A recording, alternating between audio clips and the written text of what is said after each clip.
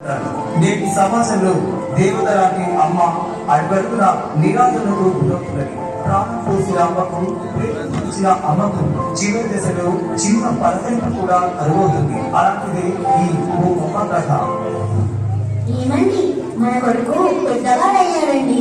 ఈ రోజు వారి పుట్టినరోజు. ఒరే నాన్న, లేరా, ఈ రోజు నీ పుట్టినరోజు, పండుగ రోజు. లేకన్నా లేరా, త్వరగా.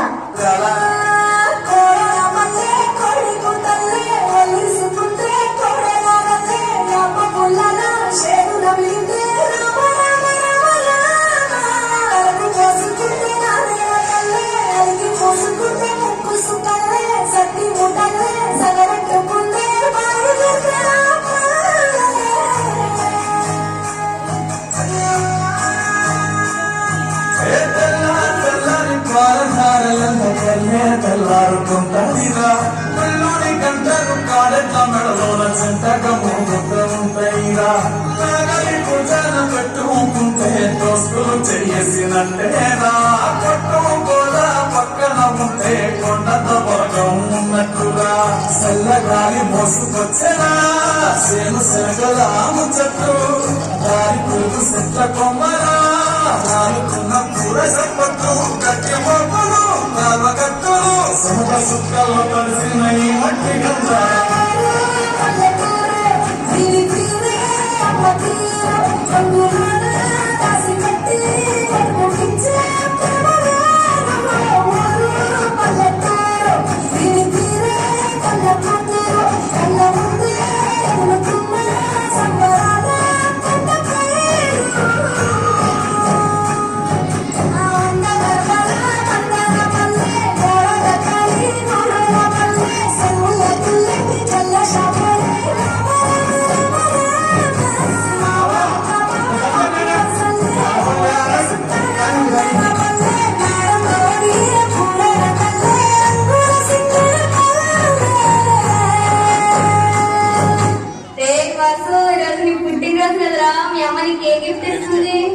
అడగకపోయినా ఏదో ఇస్తుందిరా. అయితే పదరా, ఫుల్ బర్త్డే సెలబ్రేషన్ చేసుకుందాం.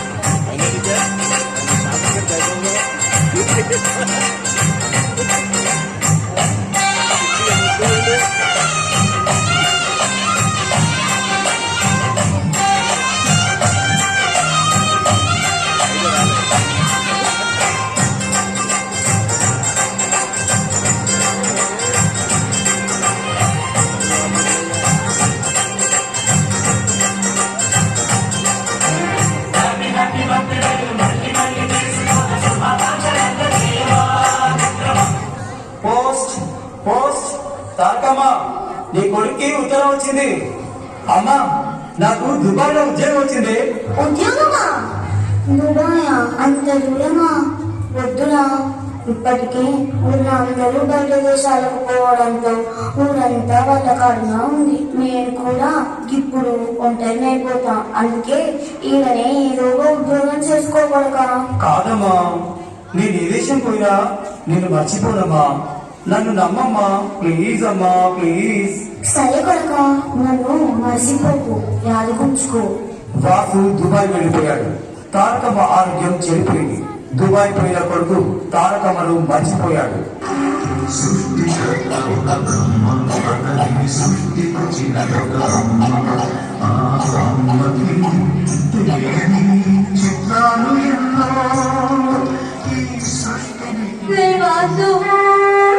ఎప్పుడు వస్తావురా? ఈ ప్రాణం నీకోసమే ఎదురు చూస్తున్నా.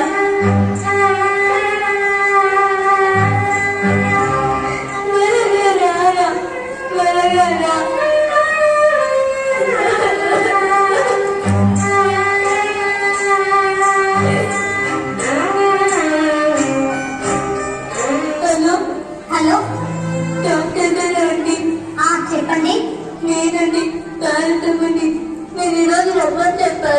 కానీ నా కొడుకు దుబాయ్లో ఉంటున్నాడు.